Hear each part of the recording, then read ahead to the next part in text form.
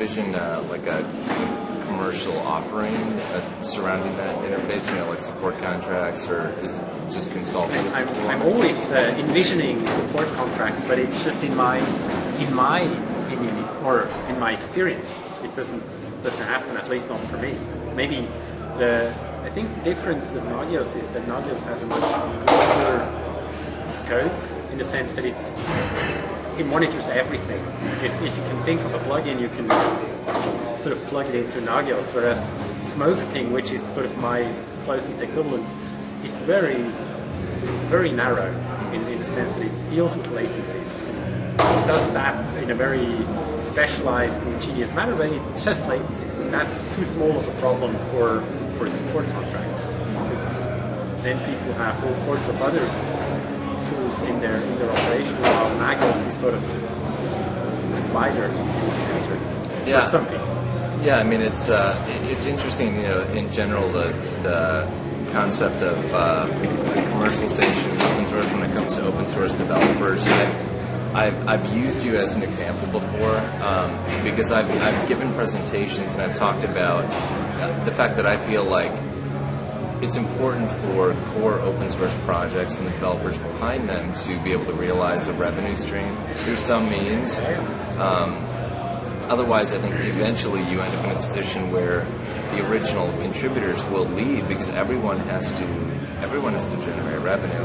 And while open source projects can continue to live on when the original maintainers leave, I think you lose a lot in doing that. I've even had people tell me that they don't think I should pursue any kind of commercialization for Nagios because it would present a conflict of interest with all the other companies that are commercializing Nagios. Yeah, I think with Nagios that's very much of an issue for those companies, obviously.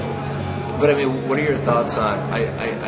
Do you see any problem with open source developers, generating revenue for themselves, through various means? I don't think you do. You're a good example of. The question is how. I was discussing this with Juan, your colleague. Tan Boon. Why do people contribute to open source? And at least to me, either they're paid to do it, or there's some vanity thing which gives them pleasure in being publicly known for what they do, or I don't know. I think it's very special that people do voluntary work. Or it's the same as if you're in a community and you clean up the church every week or whatever. It's the same. No, but it's the same kind of motivation. Now, if you do it for the church, you probably get to heaven or whatever. But there are people who need scouts.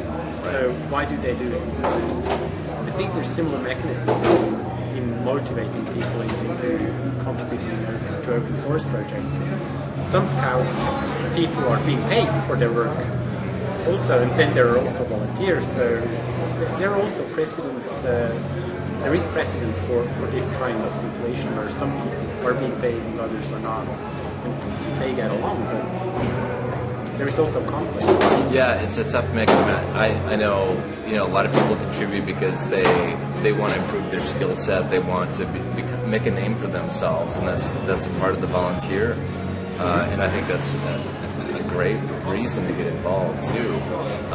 But when you move from just being a volunteer into your spare time to doing it full time, you have to find a way to generate an income, and that means working for a company that pays you. And then all of a sudden, at a very basic level, there's really no difference between your goals, whether you're being paid or not.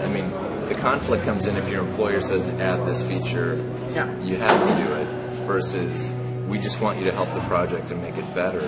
But also, if your customer comes up and says, here's a shitload of money and you add this feature to Nagios, and you say, well, in my vision of Nagios, this feature doesn't fit into Nagios, but if you have this money on the table, you probably come up with a way to fit it into Nagios, or at least I normally come up with a way to fit it wherever, because it's money, and I like being paid for my work. And I think that's where the danger lies. If I'm able to come up with a solution which doesn't destroy the original product, then it's good. And yeah, that's the tough part, I think, to still stay true to a vision, or to find ways to integrate stuff into a product which fits both the customer's needs as well as lets the product live. Because otherwise it suddenly becomes too heavy and dies, because it has so many strange extensions which don't fit together anymore. And that's true even for people who aren't paying customers, even for people from the general community who say, I want this feature. I mean, you really, as an open source developer, you need to take what people want and then say yes or no, or maybe I'll change it in a certain way to make it fit, so you can maintain it and it fits with them. Yeah, but there is your question, how do you react to people contributing, or not contributing? You have this website, wishes or what, ideas? Ideas.Nagios. So I have many ideas. I'm never going to implement them. But I'm going to harass you about implementing them for me for free. Yeah.